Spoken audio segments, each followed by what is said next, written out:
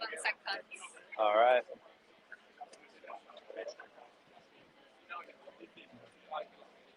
And we're live. I think we're live. Yes. Okay, we are live. Thank you all for coming. How do you like the show? Yeah, good show. All right. Well, I'm here with Dinolift, and we have owned a Dinolift for over 4 years, and we've really appreciated a lot of things. Equipment is equipment. We all have our toys, our big boy toys, big girl toys, and but who are the people you're working with? That's an important aspect of the whole transaction. And from the beginning, Dinolift as a manufacturer has really demonstrated a customer-centric mindset. And that's come through in a number of ways. They're very interested in, the feedback from the clients and being helpful in any way they can. They have now, to kind of exemplify that, they've established a U.S.-based portion of their company. And so as it moves forward, the U.S. market, of course, is very important to them. And just within that mindset of customer central thinking, they want to be able to serve us as clients as best they can. And so it's really great to work with a manufacturer that cares about you. It's meaningful. Your business is meaningful to them. And then the stateside RBG has been a great service provider. And I know Paul in particular there in the service department, many times, I'm on the phone. How many of you have owned some type of lift? Yeah. Okay. They all have their ghosts, right?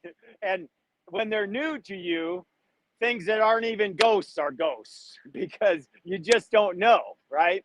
And when something's wrong, you're like, okay, I know it's something simple. Like I didn't put the car in park, or I didn't put my foot on the brake before I tried to turn the key. There's something like that. But Paul was always there, a phone call to the service department, and we get something fixed in the field, and that was, I just heard a story of Paul, like going to a site and getting the thing going, because that's the kind of customer service they'll provide. So RBG has been just above board, and that's very important to have a solid company. And then just recently, coming up to this show, we've had this planning for a long time. I went to my local, credit union, trusted relationship. Hey, we got this thing going on. Okay, yeah, fine. And this was mid-August. Okay, Friday, like last Friday, I'm in there. I'm like, what's the deal? Why we heard from you? And he's like, oh yeah, this, that, the other. It's gonna be 3 weeks. I'm like, no, the machine's coming home on Sunday. You just dropped the ball. What's a good way to lose a client? Embarrass them. So I'm calling up RBG like a high schooler giving an excuse. I'm like, I'm kind of in a situation here. And they're like, oh, well, we've got our recommended financiers on the site, just start calling them. So we look up their website. They got 4 of them. So what do? We go to AI. Hey, give us a lowdown on these 4 guys, right? Well, Elm Blue, it said has high customer reviews. I said, let's go with the one that says high customer reviews. So this is midday Friday. Okay, and by Monday night, we got a signed, sealed, and delivered preferred rate. They came through for us. They overnighted me this shirt. They said, would you wear this thing? I said, I'll tell a story about you, So Elm Blue Equipment Financing, they were just awesome to work with. They listened to my story. They came through for me and delivered. So they have a hats off coming too. So the people you're working with are really meaningful when you got a big piece of equipment like this. Now, in that same vein, this new machine, you see that track unit decal there? Down on the main frame, says works with track unit.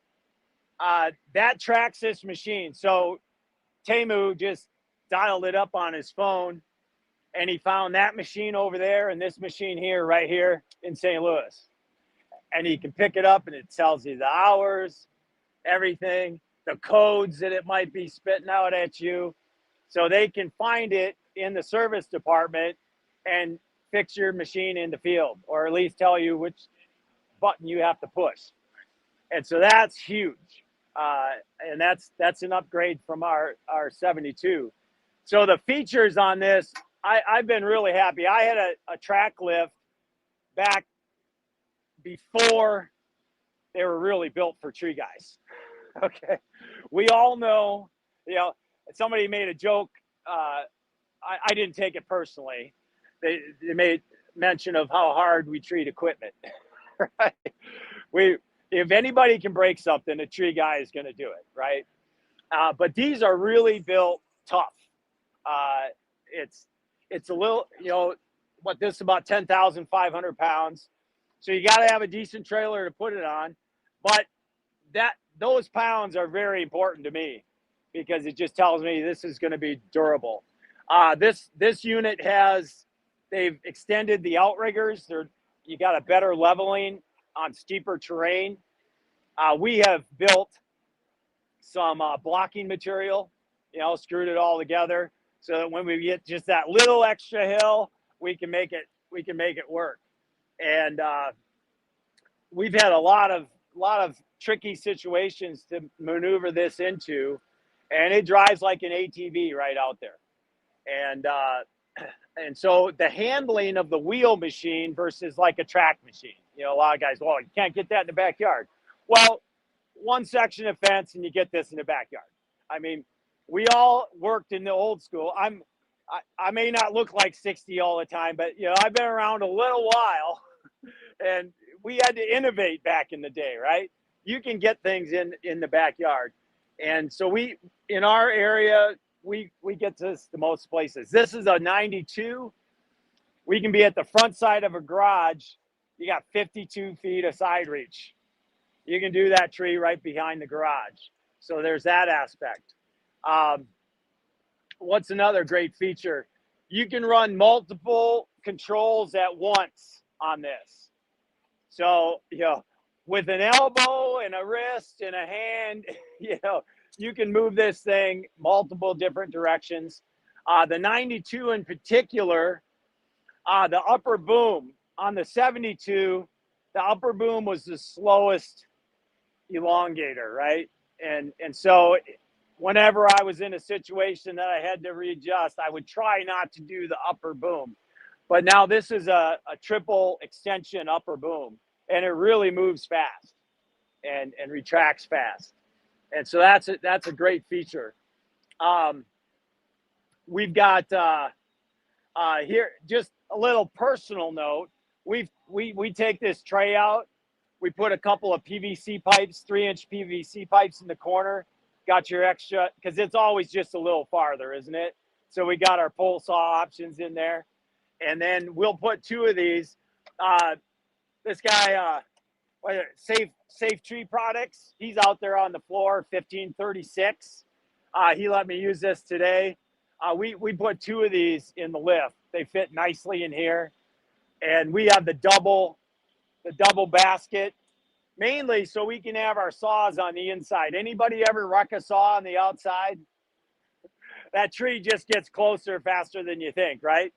So having your saws on the inside and still having enough room to move around, that's an important feature to us. So we got the double basket. What else here? What am I missing? The ground speed. Oh, heavens. You know, I had a track lift, you know, 1 mile an hour. This is like at least 1.5 miles on slow, and you're 6 miles an hour. You better be ready to drive at 6 miles an hour. I'm just telling you. And don't take the corner, and don't go in all-wheel steer at 6 miles an hour. You just don't want to leverage yourself around a corner. It's moving. So if you're doing a large, you know, apartment complex or something, we got a few gigs like that. and you can just drive this baby down the road, you know, and it's handles very nice, all-wheel steer, crab steer, so you can climb into places and really wiggle it in where you might not think you could. But any other questions?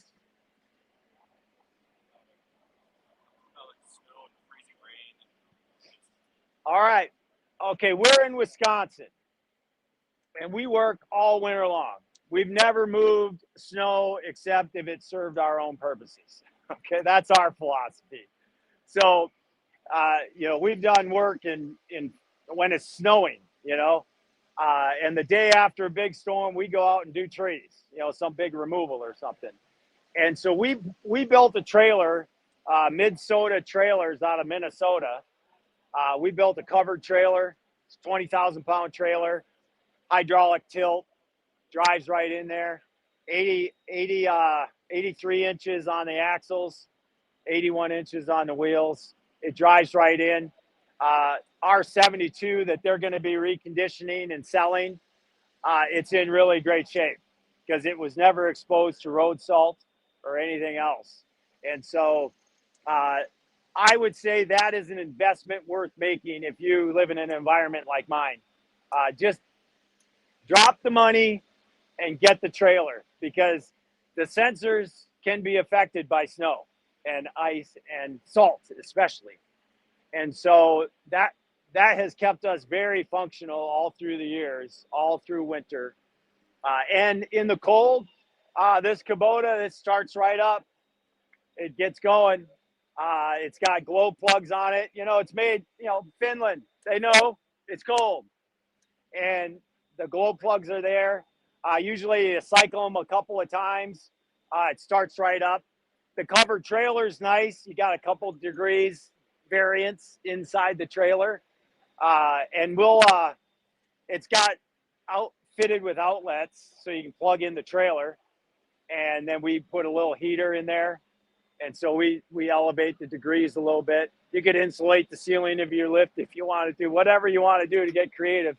But we've never had a problem in winter. We won't leave it on site in the wintertime just because you're asking for leaving it out in 10 below weather or something. So we put it in the trailer always. But that's how we solve the winter problem. Anything else? Well, I guess you all are here for a drawing. All right, we've got one of these to give away too. We brought one of the little hatchets, so that's going to be in there. So what do you want to see first? One of the saws or the hatchet or the hatchet? Okay. You know, I know somebody here bought an axe over there, so they've got quite a few tickets in here. Yeah, there he is. Jeff Schroeder. He does a mean axe too, by the way. I think I bought 13 from you. Yeah, every one of my guys has an axe from Jeff. All right, I've got one single ticket in my hand. I've got 553-65195.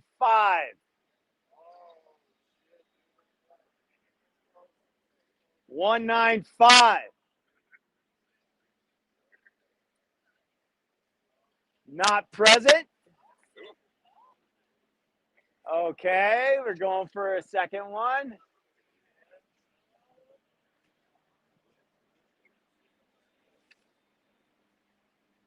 We got 55365 431. 431. Okay. Must be present to win. Last 3072. Look at you. There you go. It's very sharp. Yeah. All right. we'll go for which one. What do you want first? The double one or the double battery? The big boy. You know, these battery saws are great in the lift. You know, the easy on, easy off. You're not sitting there starting it on the outside. Very, very good. So we got the last three. 141. 65141. Oh, suspense.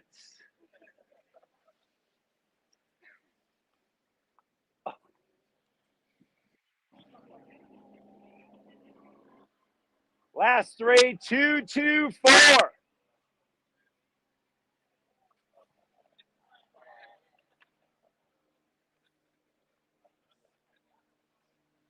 Three, 6, 0. 360.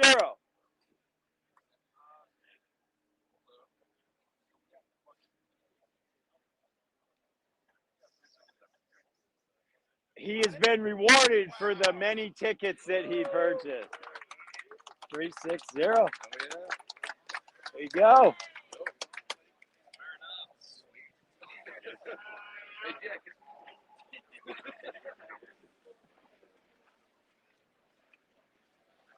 Now he wishes he would have bought an axe.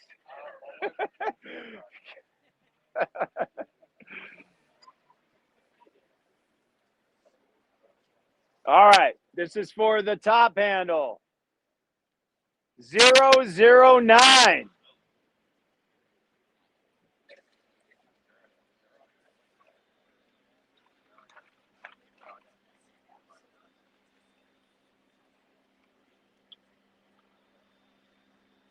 Two, 5.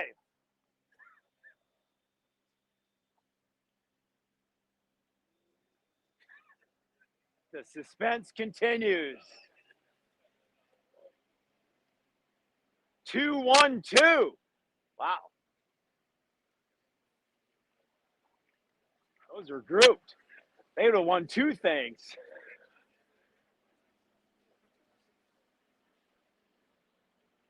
154. Hey, we got a winner. All right, Jesse. Thank you. All right. Dino, is there anything I missed? Something you want?